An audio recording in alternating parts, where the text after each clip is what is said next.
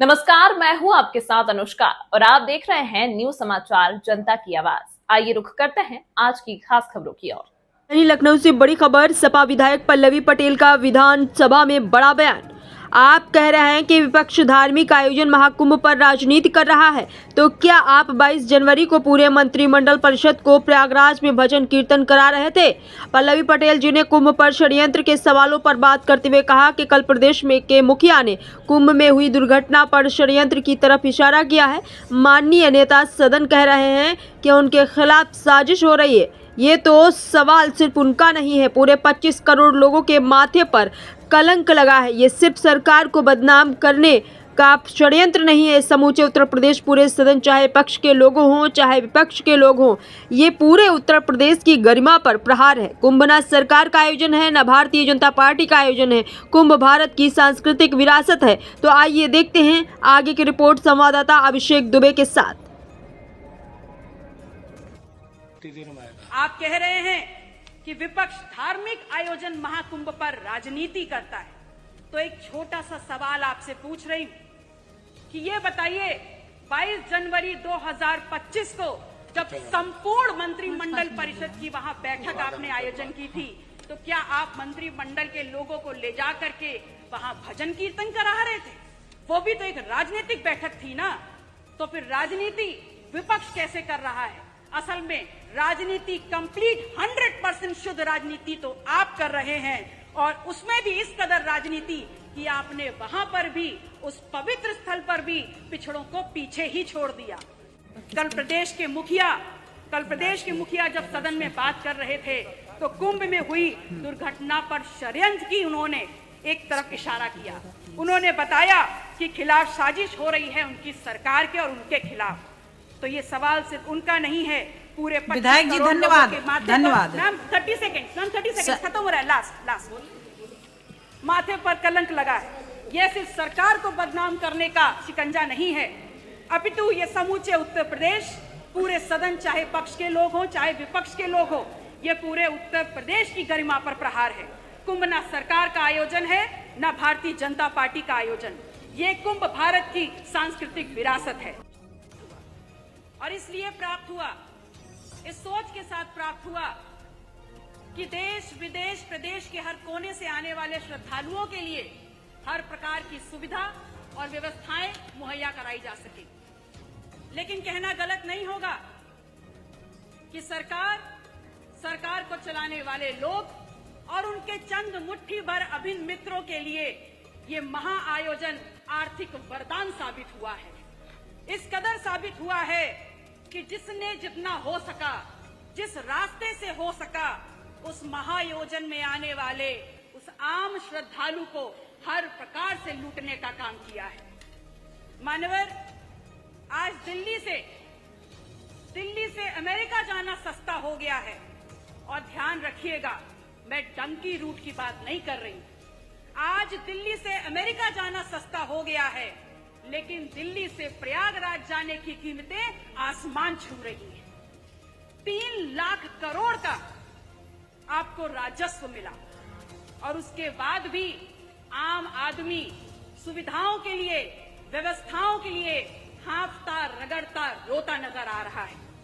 मान्यवर, सामाजिक और धार्मिक आयोजन में सरकार ने अपनी तरफ से व्यवस्था की गारंटी ली थी, तो आज सरकार को सामने आकर के इस बात को स्वीकारना होगा कि आप ठीक व्यवस्थाएं दे नहीं पाए।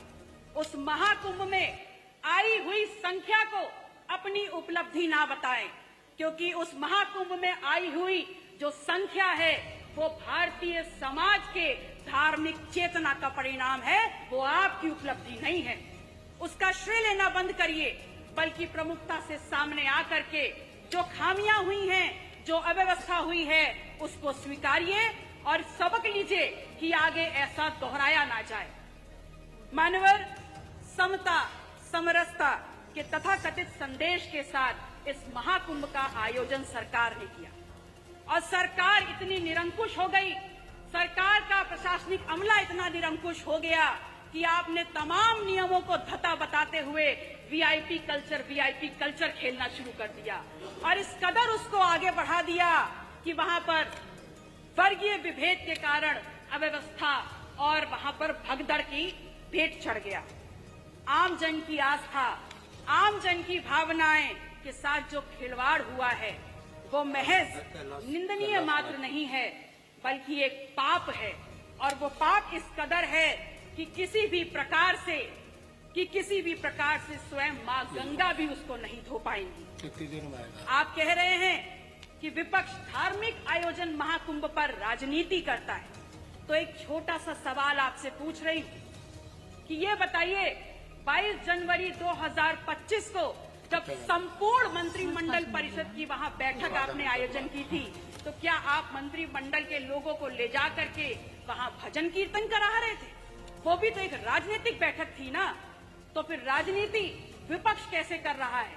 असल में राजनीति कंप्लीट 100% शुद्ध राजनीति तो आप कर रहे हैं, और उसमें भी इस कदर राजनीति कि आपने वहां पर भी, उस पवित्र स्थल पर भी पिछड़ों को पीछे ही छोड़ दिया। आपका नारा है सबका साथ, सबका विश्वास, सबका विकास। तो अगर बात विकास की है, अगर बात विश्वास की है, तो फिर ये बताइए कहां है विकास, कहां है सबका साथ और कहां है विश्वास? सच्चाई ये है कि तथाकथित सरपट दौड़ती विकास की इस ट्रेन को पकड़ने के चक्कर में बहुत सा सामान प्लेटफॉर्म पर पीछे छूट गया, और जो छूट गया उसमें है इस प्रदेश की आधी आबादी की सुरक्षा। जो प्लेटफॉर्म पर छूट गया वो है नौजवानों की नौकरी का सपना, और जो पीछे छूट गया उसमें है शब्दों की मर्यादा और हमारा अदब। शायद इसीलिए उस दिन सदन में जब विपक्ष के द्वारा विधानसभा की कार्रवाई में उर्दू को सम्मिलित करने की बात की गई, तो यहाँ पर अशोभनीय और असंसदीय भाषा का प्रयोग किया गया।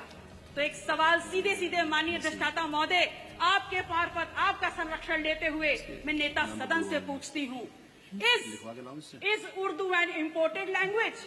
क्या उर्दू निर्यात करी हुई जुबान है? और या फिर क्या ऐसा है कि जब मुगल घोड़े से भारत में आए तो अपने पीछे उर्दू को बैठा करके लाए? विधायक जी 5 मिनट हो गया। धन्यवाद। माननीय अध्यक्ष जी, एक मिनट और। माननीय अध्यक्ष जी, मैं सिर्फ इतना कहना चाहती हूँ कि महामहिम राज्यपाल ने हालांकि थोड़ा ही भाषण पढ़ा, पर मैंने देखा हर छोर पर भारत प्रथम स्तर पर है। बड़ी प्रसन्नता हुई, और अगले ही पल ये भी समझ में आ गया कि माननीय राज्यपाल महोदय की क्या गलती है। वो तो बहुत दूर से आई हैं। असल में उनको जो झूठा सच्चा लिख के दे दिया गया, उन्होंने पढ़ने का काम किया। अगर सच्चाई समझना चाहते हैं तो समझ लीजिए कि NCW के 2024 के आंकड़ों में उत्तर प्रदेश यदि फर्स्ट है तो महिला के ऊपर और अपराधों में फर्स्ट है। अगर फर्स्ट है तो बाल यौन शोषण के मामलों में फर्स्ट है। कल प्रदेश के मुखिया जब सदन में बात कर रहे थे तो कुंभ में हुई दुर्घटना पर षड्यंत्र की उन्होंने एक तरफ इशारा किया। उन्होंने बताया कि खिलाफ साजिश हो रही है उनकी सरकार के और उनके खिलाफ। तो ये सवाल सिर्फ उनका नहीं है, पूरे विधायक जी धन्यवाद। मैम 30 सेकेंड खत्म हो रहा है। लास्ट माथे पर कलंक लगा है। ये सिर्फ सरकार को बदनाम करने का शिकंजा नहीं है, अपितु ये समूचे उत्तर प्रदेश, पूरे सदन, चाहे पक्ष के लोग हो चाहे विपक्ष के लोग हो, ये पूरे उत्तर प्रदेश की गरिमा पर